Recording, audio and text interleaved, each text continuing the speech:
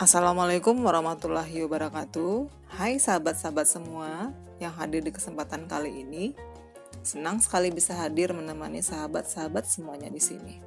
Apa kabar semuanya? Mudah-mudahan sehat selalu dan semoga tetap selalu semangat dalam menjalani hari-harinya, khususnya di era new normal ini. Salam kenal semuanya. Perkenalkan, saya Reni Febrina, siap memaparkan materi dan berdiskusi dengan sahabat-sahabat semuanya di sini dengan tema yang sangat luar biasa dan sangat menarik sekali. Membangkitkan semangat milenial dalam membaca peluang entrepreneur di era new normal. Marilah sama-sama kita bersyukur atas rahmat dan karunia dari Allah Subhanahu wa taala, karena dengan izin Allah kita bisa hadir di sini. Sebelumnya, izinkan saya ucapkan terima kasih pada pihak-pihak yang telah berkenan menghadirkan saya pada webinar kali ini. Dan tak lupa terima kasih juga pada teman-teman yang telah menyempatkan hadir pada webinar saat ini. Oke, udah gak sabar mendengarkan teorinya, materinya? Let's go! Dalam membangkitkan semangat milenial, generasi milenial ini harus siap menyambut the new normal dengan optimis. Kalangan milenial ini akan dihadapkan dengan inovasi-inovasi baru, bahkan juga tantangan-tantangan baru setelah adanya COVID-19. Seperti kita lihat saat ini, industri 4.0 ini sudah terwujud, di mana revolusi industri 4.0 itu mampu mendorong adanya fleksibilitas dalam bekerja dan beraktivitas yang sesuai dengan perilaku kaum milenial. Apalagi fleksibilitasnya semakin terlihat saat adanya wabah COVID-19. Nah, pada pembahasan kali ini kita akan melihat bagaimana sih peluang dan tantangan yang akan dihadapi oleh para generasi milenial di era new normal ini. Pemerintah telah mengimbau agar masyarakat bersiap untuk new normal alias hidup berdampingan dengan COVID-19 sambil menjalani aktivitas seperti biasa. Namun harus tetap ada batasan-batasannya. Sejak pandemi COVID-19 muncul, hampir semua orang mengalami kendala untuk menjalani kehidupan normal akibat adanya pembatasan yang perlu dilakukan untuk mencegah penularan virus corona. Namun dengan usainya pembatasan tersebut, pemerintah menganjurkan kita untuk mulai melakukan kegiatan-kegiatan seperti biasa, tentunya sambil mematuhi protokol pencegahan COVID-19. Nah, ini yang disebut dengan new normal. Artinya menjalani hidup normal seperti biasa, tetapi harus menerapkan protokol kesehatan yang ketat. Karena sampai saat ini vaksin virus corona belum ditemukan.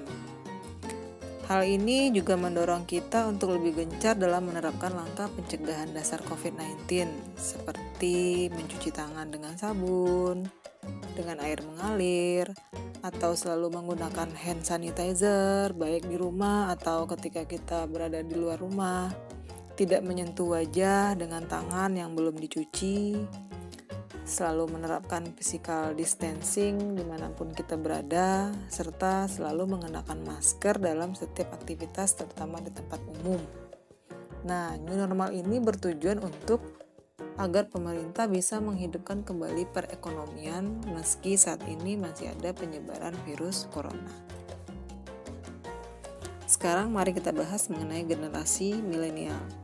Banyak kalangan menyebut anak-anak muda zaman now sebagai generasi milenial. Mereka disebut juga sebagai generasi Y, generasi yang lahir pada kisaran tahun 1980 sampai tahun 2000-an. Diperkirakan umur mereka memiliki rentang usia 17-37 tahun dan terdapat sekitar 80 juta orang yang berusia di rentang ini. Jumlah tersebut sangat banyak dan signifikan, mengingat populasi generasi milenial sudah mencakup 30% dari total penduduk di Indonesia. Generasi milenial sangat dekat dengan teknologi. Mereka tidak terlepas dari teknologi dan internet. Generasi milenial lahir ketika handphone dan media sosial mulai muncul di Indonesia, sehingga wajar apabila generasi ini lebih melek teknologi dibanding dengan generasi-generasi sebelumnya. Ada kecenderungan bahwa generasi milenial lebih suka mendengarkan musik dan hangout asik bersama teman-temannya. Maka tak mengherankan bila banyak kafe atau tempat nongkrong lainnya yang ramai dikunjungi anak-anak muda zaman now. Karena itulah kehidupan sosial mereka. Nah, sekarang pertanyaannya, mampukah generasi milenial yang sekarang berjumlah 32% ini menjadi change agent untuk negara Indonesia, agen pembawa perubahan? Dan siapkah generasi milenial yang 32% ini membangun dan meneruskan Indonesia? Nah, ini yang menjadi tantangan terbesar bagi generasi milenial saat ini di Indonesia. Selanjutnya kita masuk pada materi peluang dan tantangan generasi milenial menjadi entrepreneur di era new normal. Seperti yang sudah kita bahas tadi, generasi milenial ini adalah generasi yang sangat mahir dalam hal teknologi. Dengan kemampuan mereka di dunia teknologi dan sarana yang tersedia, membuat generasi milenial ini memiliki banyak peluang untuk bisa berada jauh ke depan. Oleh karena itu, sebagai generasi penerus bangsa, generasi milenial di Indonesia ini tidak boleh kalah dalam persaingan dengan anak-anak muda dari negara lain. Pendidikan yang tinggi saja ternyata tidak cukup. Anak muda Indonesia zaman now harus dibekali dengan berbagai pengalaman dan soft skill yang baik. Nah, menjadi pribadi yang kreatif, aktif, dan inovatif tentu harus dimiliki dalam jiwa anak muda tersebut. Itu adalah syarat utama bagi generasi milenial untuk dapat bersaing dan menghadapi berbagai tantangan di dunia yang semakin dinamis ini. Lalu, bagaimana sih caranya agar kita bisa menjadi generasi milenial yang kreatif, aktif, dan inovatif di era modern saat ini? Ayo, siapa yang bisa menjawab? Nah, untuk menjawab pertanyaan tersebut, mari kita lihat riset yang dilakukan oleh lembaga Alfara Research Center yang mengatakan bahwa generasi milenial ini menyimpan potensi yang sangat besar untuk berbisnis. Pada tahun 2020, generasi milenial akan mendominasi populasi di Indonesia dengan porsi sekitar 34%. Diikuti 20% generasi X dan 13% generasi baby boomers atau kelahiran 1946 hingga 1964. Sedangkan tadi kita lihat kalau generasi Y itu kelahiran 1980 sampai tahun 2000-an. Kita lihat ada beberapa perilaku dari hasil riset tersebut. Perilaku yang pertama, generasi milenial di Indonesia sangat kecanduan internet. Nah, dalam sehari-hari rata-rata generasi milenial ini bisa menggunakan internet dengan durasi lebih dari 7 jam dengan rentang usia tertentu. Artinya, bisa kita katakan bahwa mereka ini no gadget, no life. Gak ada handphone, gak ada kehidupan. Ayo, siapa yang mengarah seperti ini, yang menggunakan internet lebih dari 7 jam satu hari? Nah, perilaku yang kedua, mereka ini gampang bosan dengan produk yang sudah dibeli. Artinya, loyalitas generasi milenial ini tergolong rendah. Saat ada produk yang lebih bagus, generasi milenial ini dengan mudah akan berpaling. Sehingga bisa dikatakan mereka ini hobi berbelanja. Ada barang baru dibeli, barang lama nanti ditinggalkan. Nah, itu perilaku yang kedua dari generasi milenial. Perilaku yang ketiga, mayoritas generasi milenial ini lebih memilih melakukan transaksi non-tunai dengan porsi 59% ketika mereka berbelanja. Pilihan inilah yang membuat generasi milenial ini memiliki dompet yang tipis. Tetapi bukan berarti mereka tidak memiliki uang. Dompetnya aja yang tipis, tapi stok uangnya lebih banyak tersimpan di transaksi non-tunai. Kemudian perilaku yang keempat, generasi milenial ini bisa bekerja dengan lebih cepat dan lebih cerdas. Kenapa? Karena lantaran didukung oleh keberadaan teknologi, di mana tadi mereka ini adalah generasi yang melek teknologi, yang menguasai canggihnya ilmu teknologi, sehingga sebagai landasan bagi mereka untuk bisa bekerja dengan lebih cepat dan lebih cerdas. Kemudian kita lihat perilaku yang kelima. Generasi milenial ini juga memiliki perilaku senang berwisata, artinya senang pergi jalan-jalan, di mana menurut penelitian 1 dari 3 milenial di Indonesia liburan minimal 1 kali dalam setahun. Ada kalanya mereka liburan dalam negeri atau ke luar negeri. Kemudian perilaku keenam. Generasi milenial ini terhitung gemar berbagi, peduli, dan responsif terhadap masalah sosial. Nah, ini juga merupakan nilai plus bagi generasi milenial karena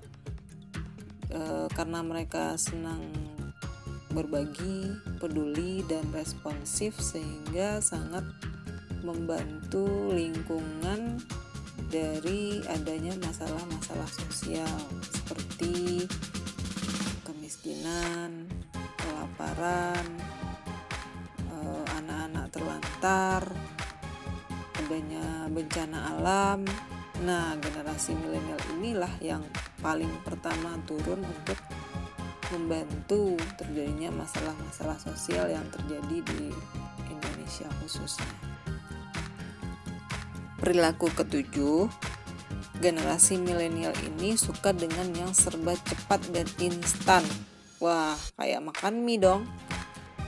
Sekali lagi, perkembangan teknologi telah mempengaruhi para milenial untuk mendapatkan hal yang mereka inginkan tanpa menunggu lama. Selain itu, mobilitas yang padat semakin membuat mereka memilih yang serba instan dan tak merepotkan. Mau makan, tinggal pencet. Mau jalan-jalan, tinggal pencet. Mau bayar, juga tinggal pencet. Nah, walaupun begitu, bagi orang yang jeli, ternyata keadaan ini bisa jadi peluang yang sangat menguntungkan dalam menjalankan bisnis. Next, perilaku ke-8. Nah, generasi milenial ini memiliki kemampuan multitasking. Nah, apa itu multitasking? Perilaku yang membuat generasi milenial ini terbiasa melakukan 2 hingga 3 pekerjaan sekaligus. Artinya double job, bahkan mungkin triple job. Nah, jadi dengan kemampuan mereka, kecerdasan mereka melek teknologi, sehingga mereka bisa mengerjakan 2 hingga 3 pekerjaan sekaligus dalam waktu yang bersamaan. The next perilaku yaitu generasi milenial ini lebih memilih pengalaman daripada aset. Artinya, mereka lebih suka menghabiskan uang yang mereka dapatkan untuk mendapatkan pengalaman tertentu dibanding menabung untuk menambah aset. Nah, tentu saja umumnya generasi milenial ini lebih memilih jalan-jalan keliling Indonesia dan keliling dunia daripada menabung untuk berinvestasi. Perilaku yang terakhir, yang ke-10, menurut penelitian yang dilakukan oleh riset lembaga Alfara Research Center ini, generasi milenial ini adalah generasi yang instagramable, artinya suka posting dan suka berbagi. Sharing is cool.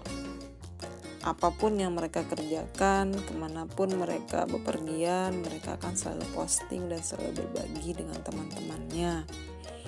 Dan ini juga merupakan suatu peluang bagi generasi milenial lain yang ingin berbisnis di dunia virtual. Nah, itu sekilas info mengenai perilaku generasi milenial pada saat ini. Sekarang kita lanjut ke potret ekonomi digital di Indonesia. Pada tahun 2025, penggunaan internet di kawasan Asia Tenggara untuk ekonomi digital seperti e-commerce, online, iklan, dan ekonomi lainnya mampu mencapai angka 200 miliar US dollar. Wah, kalau kita jadikan rupiah ini jadi berapa ya? Nah, pemakaian ini dari tahun ke tahun semakin meningkat. Nah, di Indonesia kita lihat. Pasar digital di Indonesia diprediksi akan naik mencapai 40,5% atau setara dengan 81 miliar US dollar. Dengan estimasi 46 miliar US dollar, sektor e-commerce akan berkontribusi banyak di Indonesia. Dengan maraknya penggunaan internet di Indonesia, mari kita lihat berapa persen sih kelompok-kelompok yang menggunakan internet di Indonesia. Kita lihat di sini 55% itu pengguna internet adalah dari para pekerja. Nah, jadi para pekerja ini sudah menggunakan fasilitas internet untuk mendominasi pekerjaannya. Kemudian 18% itu digunakan oleh mahasiswa, 5% pelajar, 6% itu adalah unemployment, artinya yang belum mendapatkan pekerjaan. Kemudian 16% itu adalah ibu rumah tangga. Nah, ibu rumah tangga aja sering menggunakan internet nih. Mungkin para ibu rumah tangga ini menggunakannya sembari mereka menunggu suami dan anak-anak kembali ke rumah. Kemudian mari kita lihat dari jumlah penduduk di Indonesia, berapa persen sih yang menggunakan media sosial dari berbagai media sosial yang ada di dunia virtual. Kita lihat YouTube. YouTube itu penggunanya sebesar 140,8 juta pengguna, WhatsApp sebesar 134,4 juta, Facebook 131,2 juta, Instagram 126,4 juta jiwa, dan masih banyak lagi media-media sosial lainnya seperti Twitter, Line, Facebook Messenger, LinkedIn, Pinterest, WeChat, dan media-media sosial lainnya.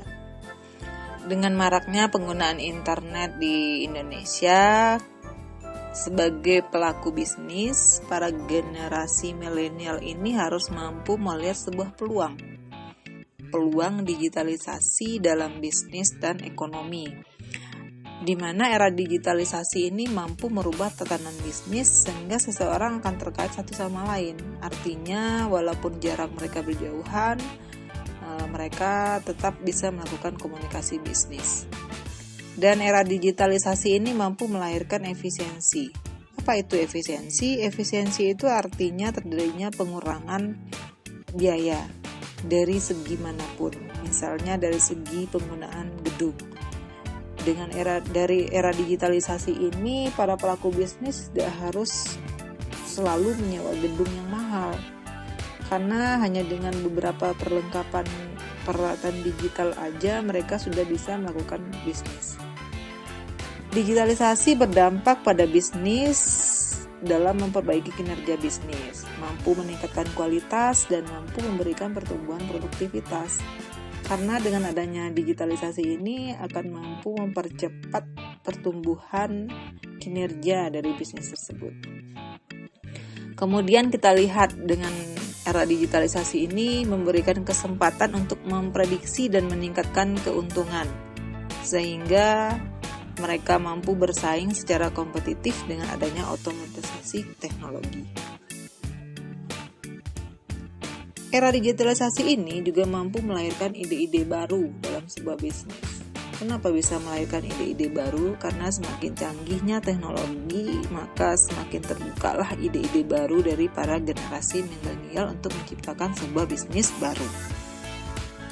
Untuk bisa meraih keunggulan kompetitif dengan pelaku usaha yang lain, para generasi milenial ini harus mampu memanfaatkan digitalisasi melalui 3 mekanisme. Yang pertama, mereka harus mau mengikuti pelatihan-pelatihan agar terjadinya peningkatan pengetahuan, kemampuan, dan keterampilan mereka terhadap perkembangan teknologi. Kemudian, digitalisasi ini melalui penyebaran dan pembauran harus mereka ketahui. Misalnya, ketika mereka punya bisnis mereka ini harus bisa berbaur dengan mekanisme yang lain, misalnya berbaur dengan marketplace, berbaur dengan media-media sosial, sehingga bisnis mereka ini bisa diketahui oleh dunia luas. Kemudian agar bisnis mereka tumbuh dan berkembang, mereka harus mampu melakukan perbaikan atau mengatur ulang strategi yang tepat untuk menemukan ide-ide bisnis baru.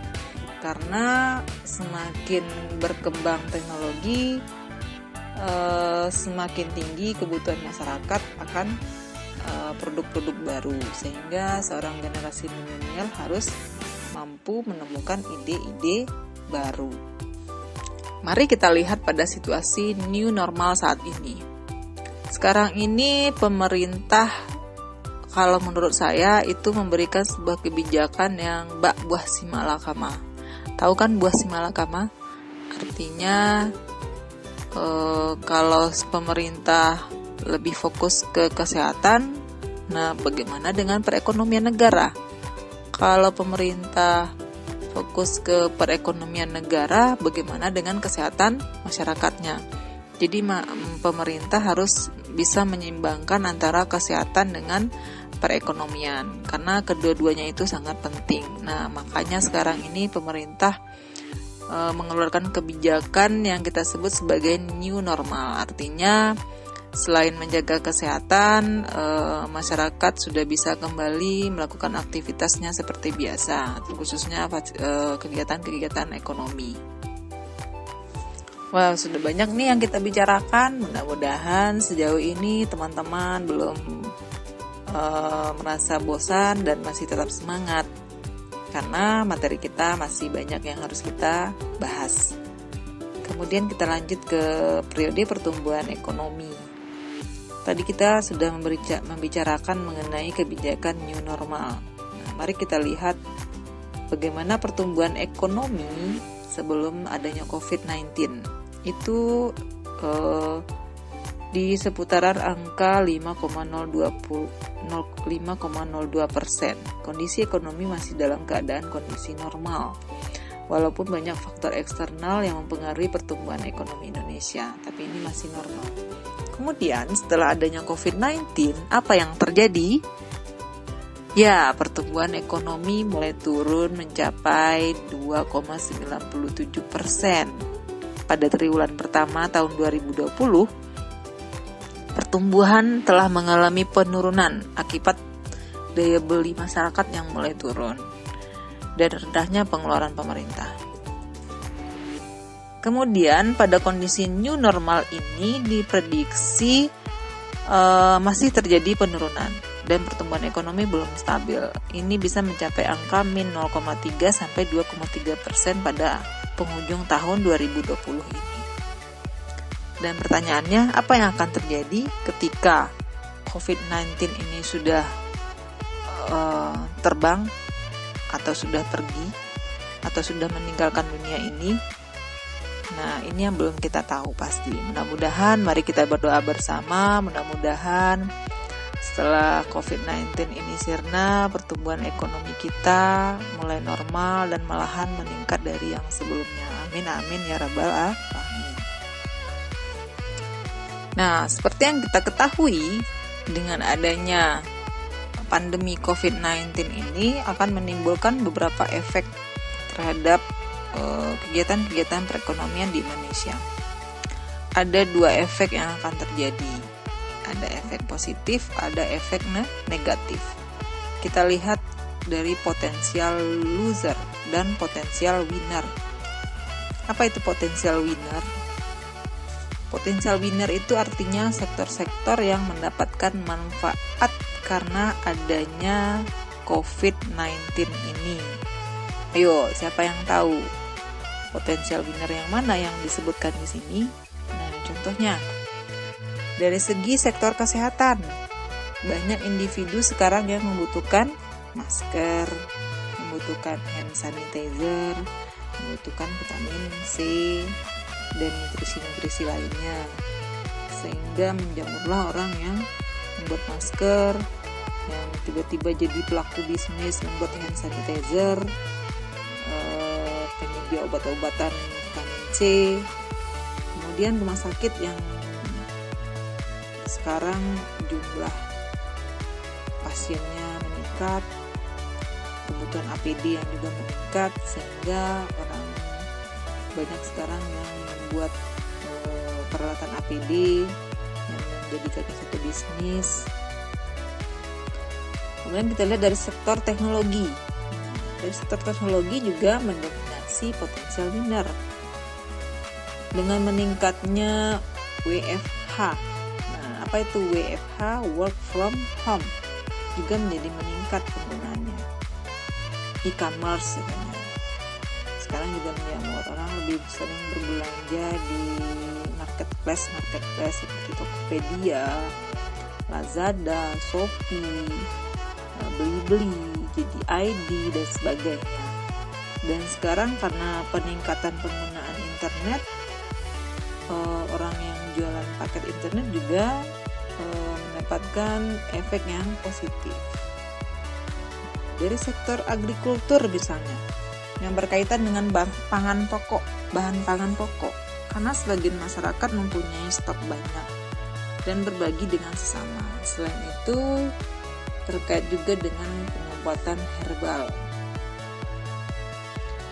Kemudian kita lihat sektor retail dan hipermarket. Nah, sektor ini juga mendapatkan manfaat yang positif. Selain masyarakat memenuhi kebutuhan mereka sendiri dan jumlahnya juga meningkat, dan sekarang banyak juga yang saling memberikan bantuan, sehingga orang yang memberikan bantuan ini membeli stok bahan makanan atau stok produk yang dalam jumlah banyak, sehingga meningkatkan penjualan retail dan hipermarket.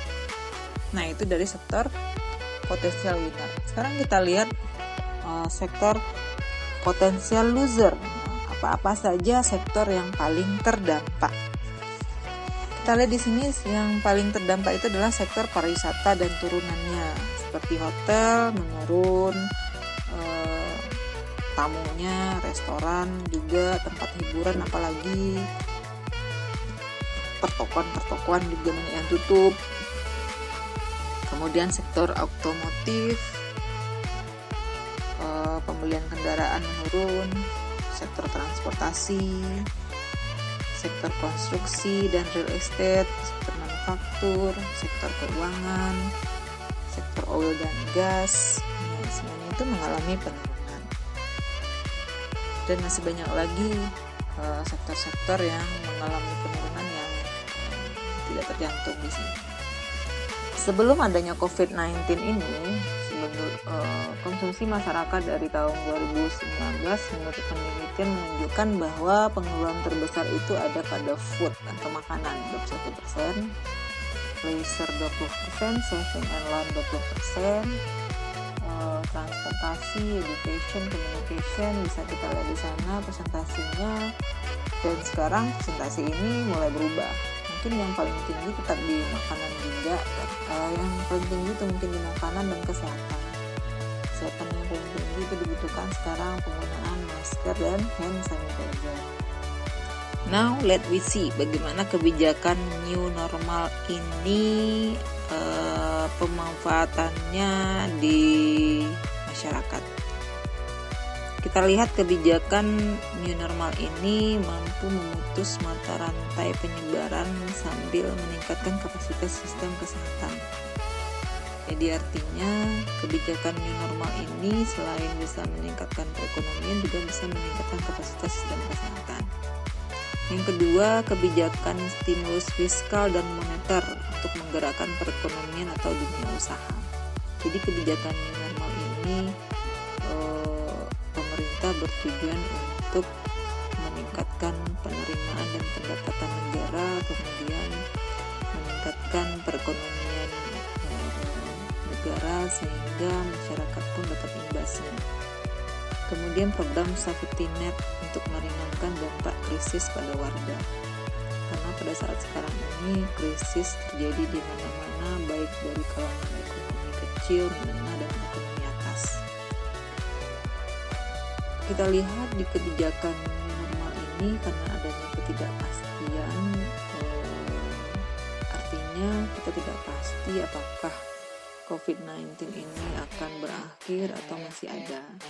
Jadi timbullah kebijakan new normal untuk mengantisipasi supaya terjadinya peningkatan pertumbuhan perekonomian dan adanya perubahan dalam kehidupan sosial dan ekonomi yang tanpa disadari. Adanya adaptasi terhadap kebiasaan-kebiasaan baru atau dikenal dengan istilah new normal.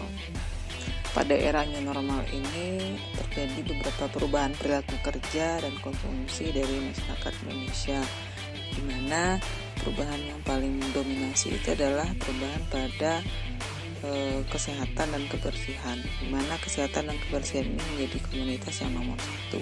Orang sekarang lebih mementingkan kesehatan dan kebersihan di atas segala-galanya. Kemudian yang kedua, progres kerja dan penilaian kerja dilakukan secara online.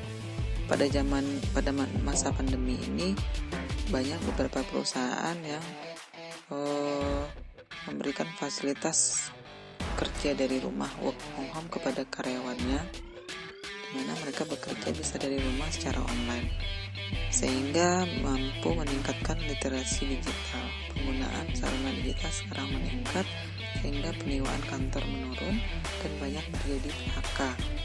Contohnya saja tiket.com dan Traveloka sekarang mem-PHK karyawannya secara besar-besaran. Di sisi lain banyak yang bisa meningkatkan penghasilan karena banyak waktu di rumah. Jadi ada yang menurun pendapatannya dan malahan ada yang meningkat penghasilannya, karena mungkin mereka bisa membaca peluang, mereka mampu menciptakan ide-ide baru, ide-ide bisnis dari rumah, sehingga bisa meningkatkan penghasilan. Kemudian berikutnya, dengan adanya work from home ini banyak orang berkeinginan untuk membeli properti di kota-kota kecil karena mereka tidak harus kantor lagi. Selain perubahan perilaku kerja dan konsumsi di atas, masih banyak lagi perubahan-perubahan perilaku kerja dan konsumsi yang lain, seperti orang akan otomatis mengubah perilaku belanjanya dari toko offline menjadi toko online. Bisnis online akan sangat menjamur karena orang merasa nyaman ketika mereka belanja online ketimbang mereka harus mendatangi toko tersebut. Kemudian pariwisata secara offline-nya memang menurun, tapi sekarang sudah ada tren digital nomad dan virtual traveling. Artinya ketika orang mau pergi traveling, mereka tidak harus mendatangi daerah tersebut, mereka bisa melalui sistem virtual traveling. Kemudian uang digital akan mengalahkan uang kertas dan koin. Kenapa? Karena dengan tren digital tadi, bisnis online menyamur, sehingga orang melakukan pembayaran juga melalui dunia virtual, tidak menggunakan uang tunai dan uang cash lagi. Kemudian berikutnya akan muncul orang-orang dengan pemikiran baru dan membuat perubahan. Akan muncul orang-orang dengan pemikiran kritis. Nah, terutama untuk para generasi milenial, generasi Y, generasi yang tanggap terhadap perubahan teknologi, generasi yang tanggap terhadap perkembangan teknologi. Apabila generasi milenial ini tanggap terhadap perubahan, ya, secara otomatis insya Allah mereka akan menjadi generasi yang beruntung atau generasi yang sukses. Mudah-mudahan ya. Jangan beranjak dulu ya teman-teman, tetap stay di tempat karena kita akan membahas mengenai materi yang sangat menarik sekali mengenai peluang dan tantangan generasi milenial di era new normal. Generasi milenial ini merupakan generasi yang mampu menentukan wajah Indonesia ke depannya. Bagaimana pertumbuhan ekonomi ini bisa digerakkan oleh generasi milenial sehingga negara Indonesia bisa melangkah ke perkembangan ekonomi yang sangat maju. Kalau zaman dulu, mahasiswa ketika ditanya dalam satu kelas, siapa yang mau jadi entrepreneur? Nah, mau tahu jawabannya, itu yang menjawab hanya sekitar 1-3 orang yang bersedia untuk menjadi entrepreneur. Nah, berita baiknya, pada zaman generasi milenial ini, ketika si dosen bertanya, siapa yang mau jadi pengusaha, siapa yang mau jadi entrepreneur? Nah, itu hampir semua mahasiswa tersebut yang mengacungkan dirinya, menyatakan dirinya bersedia untuk menjadi entrepreneur. Nah, ini merupakan landasan dasar bagi negara Indonesia untuk bisa melangkah maju ke depan, meraih keunggulan kompetitif dengan negara-negara lain.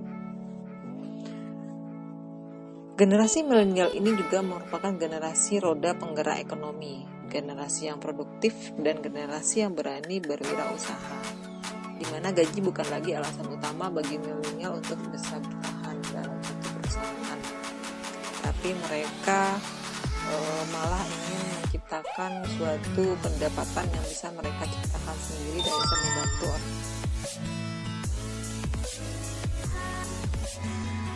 Kemudian ceruk pasar yang menarik, 63 juta orang atau penduduk Indonesia berusia produktif antara umur 20 sampai 35 tahun. Nah, umur inilah yang merupakan umur generasi Y atau generasi milenial. Hampir di setiap lini aktivitas milenial tidak lepas dari dukungan digital. Artinya mereka mulai dari pagi, siang, sore, malam, hampir semua kegiatannya berbasis digital. Kemudian jejaring lintas batas milenial merupakan generasi yang saling terhubung melalui media sosial. Akses milenial terhadap informasi dan jejaring pertemanan atau komunitas semakin luas. Ini artinya dengan jejaring pertemanan yang sangat luas ini sangat memungkinkan sekali bagi generasi milenial untuk mengembangkan bisnisnya. Generasi milenial ini juga merupakan generasi yang mampu membuat inovasi baru yang bermanfaat, memiliki pendidikan yang unggul, informatif, kreatif, dan produktif, kritis terhadap situasi politik, sosial, dan ekonomi, dan berjiwa nasionalis. Di industri juga dapat merumuskan strategi pemasaran atau marketing yang tepat untuk menyasar segmen milenial. Jadi para pelaku industri sekarang mentargetkan segmen milenial ini sebagai ide bisnis mereka. Karena seperti kita lihat, generasi ini adalah generasi yang memahami tren pengembangan produk sehingga mereka gemar berbelanja dan seperti yang kita bahas tadi di atas, generasi ini adalah generasi yang mudah bosan dengan barang yang telah mereka beli sebelumnya. Ketika ada barang baru, mereka dengan sangat inisiatif sekali membeli produk tersebut. Nah, ini merupakan peluang bagi para pelaku bisnis untuk menciptakan ide-ide baru, apalagi generasi milenial. Untuk lebih memahami generasi milenial ini, mari kita lihat 7 tipe dan pola konsumsi dari generasi milenial ini menurut data riset dari IDN Research Institute tahun 2020. Jadi ini memang penelitian yang masih sangat baru sekali ya. 7 tipe yang pertama yaitu The Adventure. Artinya generasi ini adalah generasi yang membeli produk yang memproyeksikan citra sosialnya. Artinya ketika mereka beli produk, mereka mempunyai keinginan untuk memperlihatkan kepada dunia bahwa ini nih mereka. Jadi sangat menginspirasi, meyakinkan, penuh dinamika, serta mereka mau mengkomunikasikan siapa sih sebenarnya mereka. Kemudian tipe yang kedua, tipe The Visionary. Artinya tipe ini ingin bekerja sama dengan komunitas heterogen, cenderung bersikap netral, dan tipe konsumsinya adalah tipe yang tak akan tergoda dengan merek. Nah, mereka lebih memprioritaskan fungsi. Apapun mereknya mereka nggak peduli, yang penting sesuai dengan kebutuhan mereka. Kemudian yang ketiga, The Artist, ya, generasi yang perilaku konsumsinya tak segan membeli produk yang memiliki kisah otentik di baliknya. Ada mungkin kisah yang membuat mereka teringat dengan masa lalu, maka mereka dengan sangat inisiatif sekali membeli produk tersebut. Kemudian the leader ini dalam hal konsumsi adalah generasi yang mempertimbangkan kredibilitas dan fungsionalitas produk sebelum memutuskan untuk membeli. Kemudian yang kelima, the socializer, generasi yang lebih menyukai barang dengan penawaran menarik dan menciptakan citra sosial mereka. The konservatif, generasi yang cenderung lebih memperhatikan kejujuran dari kualitas produk daripada merek. Yang terakhir, the kolaborator, generasi yang cenderung membeli suatu produk berdasarkan popularitasnya. Nah, ini 7 tipe dan pola konsumsi generasi milenial yang bisa kita jadikan fondamen dasar untuk menciptakan sebuah produk, untuk menciptakan sebuah ide-ide bisnis. Nah, semakin menarik ya teman-teman kalau tadi kita membahas mengenai tipe dan pola konsumsi dari generasi milenial. Bagaimana dengan tipikal berbisnis kaum milenial ini? Nah, ini sangat menarik sekali materinya, bisa dijadikan acuan bagi kaum milenial yang ingin membuka bisnis dan menciptakan peluang-peluang baru. Bagi kaum milenial, kesehatan itu number one.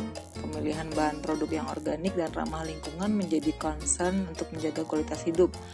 Mereka rela membayar lebih untuk makanan sehat dan berkualitas. Yang kedua, kaum milenial memilih snack sehat sebagai pengganti makan utama. Mereka lebih memilih online channel sebagai sarana belanja mereka, baik fashion, barang-barang elektronik, sampai peralatan masak. Jadi mereka lebih fokus belanja online daripada mereka harus datang ke toko, milih-milih baju, milih-milih barang-barang yang mereka inginkan. Yang keempat, kaum milenial ini penting mengetahui visi dan misi dari suatu perusahaan dan review tentang produk tersebut. Kaum milenial tidak gengsi untuk menyewa atau meminjam barang, bahkan belakangan ini mulai tumbuh bisnis membership penyewaan fashion bahkan baby item. Walau hobi belanja online, kaum milenial juga suka berinteraksi sosial alias hangout bersama teman-temannya, karena itu hukum wajib bagi mereka. Bisnis berbasis komunitas menjadi sasaran mereka.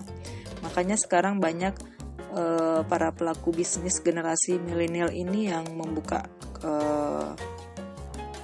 suatu bisnis yang bisa mengumpulkan komunitas-komunitas seperti membuka kafe,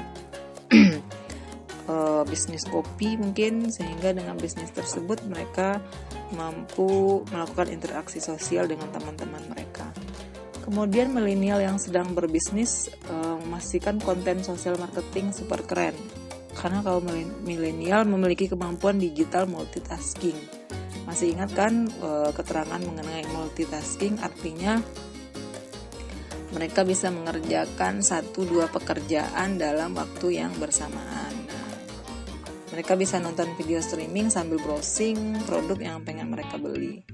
Kemudian bagi kaum milenial, fair trade itu penting. Apa itu fair trade? Itu perdagangan yang fair gitu, perdagangan yang jujur, perdagangan yang bersih. Itu sangat disukai oleh kaum milenial. Makanya banyak generasi kaum milenial yang ketika mereka berbisnis diawali dengan bisnis yang fair, sehingga bisnis mereka ini bisa berkembang dan sukses.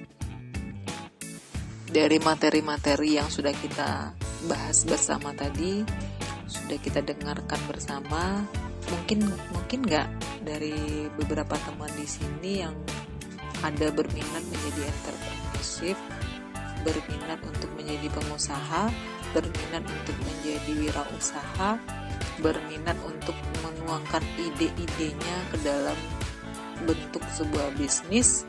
Nah, bagi yang berminat, mari yuk kita lihat bagaimana sih kiat berwirausaha di era normal ini. Yang pertama, sesuaikan kembali rencana bisnis. Mungkin sebelumnya sudah punya ide-ide bisnis sebelumnya, alangkah baiknya kalau disesuaikan kembali, disesuaikan dengan kondisi di era new normal ini.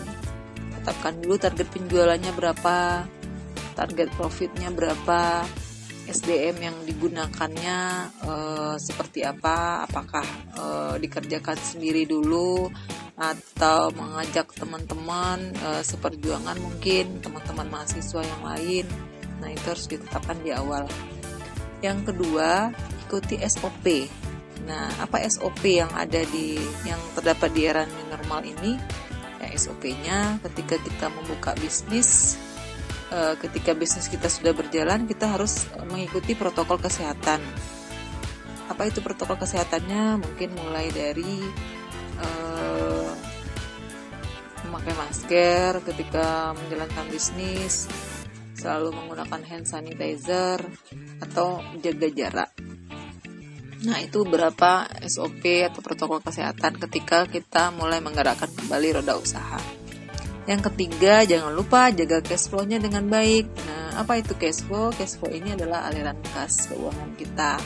Kalau bisa aliran cash flow kita itu grafiknya naik. Jangan sampai grafiknya lama-kelamaan semakin turun. Kemudian yang keempat, selalu manfaatkan digital marketing dan penetrasi pasar milenial. Nah, kenapa kita harus mampu memanfaatkan digital marketing? Karena seperti yang kita bahas tadi, lebih banyak orang sekarang menggunakan interaksi melalui digital. Nah, sekarang orang banyak belanja online karena di era normal ini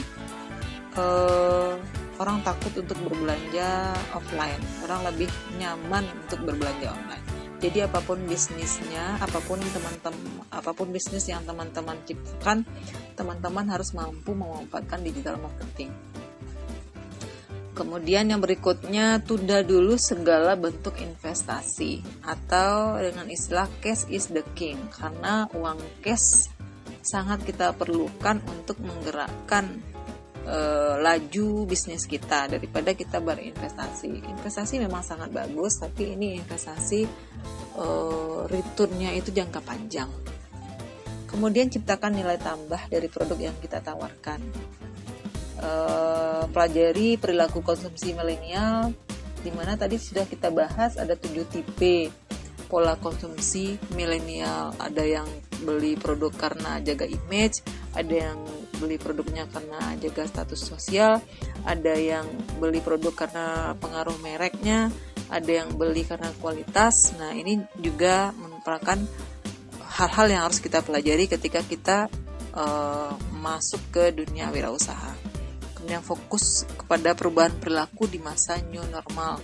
Perubahan perilaku tadi juga sudah kita bahas, di mana orang lebih tergerak untuk belanja online. Nah, kita lihat sekarang marketplace di dunia virtual itu mencapai kenaikan pertumbuhan marketnya mencapai angka 300%. Wah, itu cukup lumayan ya. Kemudian jangan lupa manfaatkan marketplace untuk memperluas jangkauan konsumen. Nah, apa contoh marketplace-nya? Mungkin marketplace yang ada di Facebook, mungkin masuk ke Tokopedia, Shopee, Lazada, atau kita ciptakan marketplace sendiri. Kemudian jangan lupa kemitraan dengan startup digital, karena sistem delivery, pembayaran, supply chain-nya itu kalau kita mitra dengan startup digital akan mampu meningkatkan pertumbuhan bisnis kita yang sangat signifikan. Nah, itu beberapa kiat berwirausaha di era new normal. Yang terakhir, ini sangat penting sekali. Yang terakhir, supaya kita bisa berwirausaha di era new normal ini, supaya kita menjadi entrepreneur yang sukses, entrepreneur yang mampu mencapai goalnya sesuai dengan yang diinginkan, kita harus mampu mengasah skill kita baik itu skill jangka pendek ataupun skill jangka panjang. Nah, diantaranya ada complex problem solving, mengasah critical thinking kita, kreativitas kita, people management, coordinating with order, emotional intelligence, judgment and decision making, service orientation, negotiation, dan cognitive flexibility. ini kalau kita bahas satu persatu ya akan menghabiskan waktu yang cukup lama. Nah, nanti untuk ini kalau ada yang ingin tahu mengenai skill ini per itemnya, silahkan ajukan di sesi tanya jawab atau di kolom komentar. Baik teman-teman, sekian dulu paparan dari saya. Semoga paparan ini bisa bermanfaat bagi teman-teman dan semoga bisa dijadikan landasan untuk menjadi entrepreneurship sejati. Terakhir, saya ingin membagikan beberapa kalimat yang selalu menjadi motivasi hidup saya. Yang pertama, jangan takut gagal sebelum mencoba dan jangan takut gagal kalau ingin sukses. Kunci dari perubahan adalah memusatkan seluruh energi untuk membangun hal-hal yang baru dan bukan fokus pada masa yang telah lalu. Bukan yang terkuat yang akan mampu bertahan, tetapi yang paling cerdas dan punya kemauan yang akan mampu bertahan dan beradaptasi. Terima kasih atas waktu yang diberikan dan kesediaan teman-teman mendengarkan paparan materi dari saya. Semoga bermanfaat dan salam sukses buat semua. See you next time dan wassalamualaikum.